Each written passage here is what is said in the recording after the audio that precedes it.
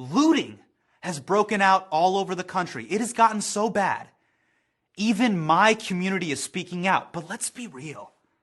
It's probably because it affects the bottom line.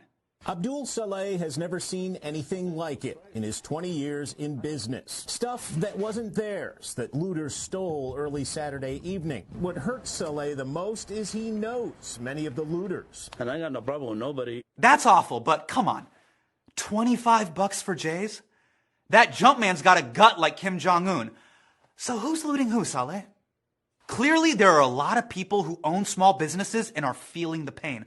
Why are they doing this? Ye pagalpan kya hai? What does this solve? And I understand that frustration.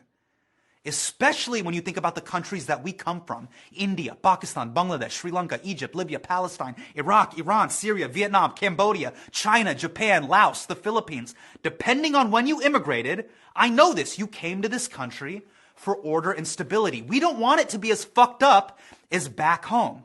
That's why we're all in our living rooms and we're like, ye pagalpan kya hai? Ye log kya kar rahe hain? Why can't they just follow the laws?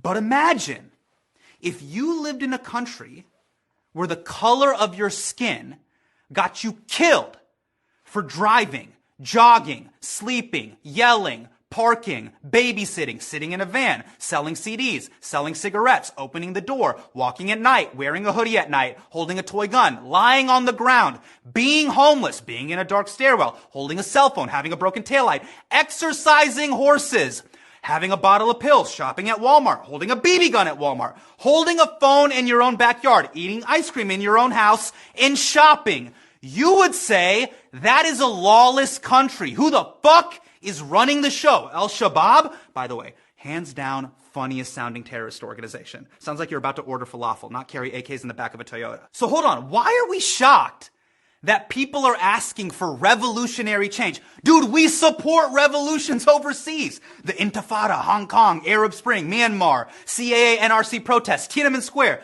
fucking throwing stones at tanks, that is our shit. And we can't empathize with the protesters? We can't seem to fathom the same knee of oppression that kills in Gaza could be the same knee of oppression that killed George Floyd. Look, I can't speak to what it's like to be black, but I know how we talk about black people.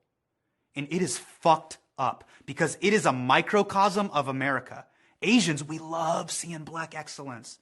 Barack, Michelle, Jay, Beyonce, give me the Travis Scott 4s. We spent the last 5 weeks praying at the altar of Michael Jordan. How could we be afraid?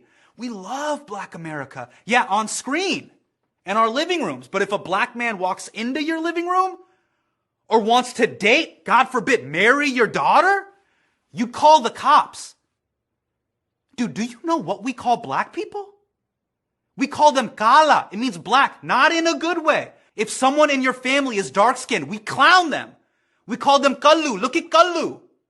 Our Bollywood stars do skin whitening commercials so we don't look black. Thank you, Britain. It is bad to be black in Desi culture, even though we all wish we were black. You don't think that affects how we view black people? 20% of Muslims in America are black. We don't even like praying at the same mosques. If they show up at the masjid, we're like, yo, is Farrakhan here? That is the great hypocrisy. We love seeing how high a black person can ascend in America, but we have done nothing to raise the floor. That is what these protests are about. And the worst part is, we're in this country because of protest, because of the civil rights movement. The only reason so many of us are here is because of the Immigration Act of 65.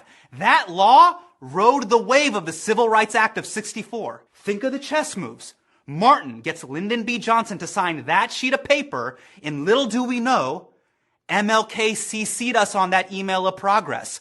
Because of that one signature, me and Abu were able to move to Edison, Fremont, Plano, Naperville, Irvine, Marietta, Dearborn, Twin Cities, Schaumburg, Sugar Land, Long Beach, Dallas, Sunnyvale, Cupertino. You know, the factories that make us. Also that you could eat fucking Bandhu Khan instead of being in Karachi. But hey, it's not our fight, right? This is a black-white issue. America's story didn't start when we got here. When you became an American citizen, You don't just get to own the country's excellence. You have to own its failures. That is the deal. That's why I can't get this photo out of my head. Because it's cropped wrong. Zoom out. Who's in this photo? The officer who's blocking people off? He's Hmong American. He's my age. He's 34. The guy who owns the store. Did you know this? He's Arab American. His clerk called the cops on Floyd. That is America. A black man was murdered in cold blood and we were on the fucking sidelines watching. I'm not saying we were the ones who killed George Floyd, but we have to be the ones who pull that cop off his neck. We think we're not a part of the story, but we're at the scene of the crime. That's why the full picture matters. This doesn't happen in a vacuum. It happens in a system. Fine, Hasan, what do you want us to do? How do you want us to support Black America? I did the little Black Instagram square. I had the tough conversation with my family. Fuck that. This fake woke shit we do on IG dies in a week. We can't just knock out racism. We have to help win this thing on the cards. We have to donate our money and time to black organizations, to all the doctors. Offer free healthcare to protesters, tech people. Help black businesses get online. You work in IT, set up a router. You pass the bar? Good. Ami and Abu are proud. Work pro bono for protesters. Pfizer doesn't need any more billables. Everything helps. Be like Rahul. He let protesters hide from police in his home. You don't even need a degree to do this. You just need a Sharpie. Because we have got to get our civics, law school nerd shit on right now. Two things, legislating and voting. That changes history and it scales. These are a few things we all got to get behind. And this applies to everyone. Number one, end qualified immunity. It protects cops from lawsuits and holds them to a different set of standards than the rest of us. There's a bill in Congress right now. Make sure it gets traction. Harass your member of Congress. Call the landline. If you can make bots for a Jordan drop, make bots that will call your member of Congress. Next, demilitarize the police. We saw this 2 months ago. Doctors are waddling around in garbage bags, but now our cops are LARPing like Master Chief in Halo? No. 3, this is very important. Vote out corrupt local officials because this buddy-buddy bullshit between prosecutors, DAs, and the cops is the reason that police officers never serve time. You have to Google when the election is, vote locally, and get new officials into the system. That's on all of us. Number 4, this isn't for everyone. This is for Keith Ellison. Keith, I know you are watching. You are the Attorney General in Minnesota, and you have this case now. Come on, man. How many Muslim fundraisers have you and I gone to where we pray for the community? We gotta make dua. We cannot just make dua. You need to charge and prosecute all 4 officers as hard as you possibly can. They have got to go to prison. We can't let this moment slip away. Millions of people around the world have taken to the street to afford us this moment.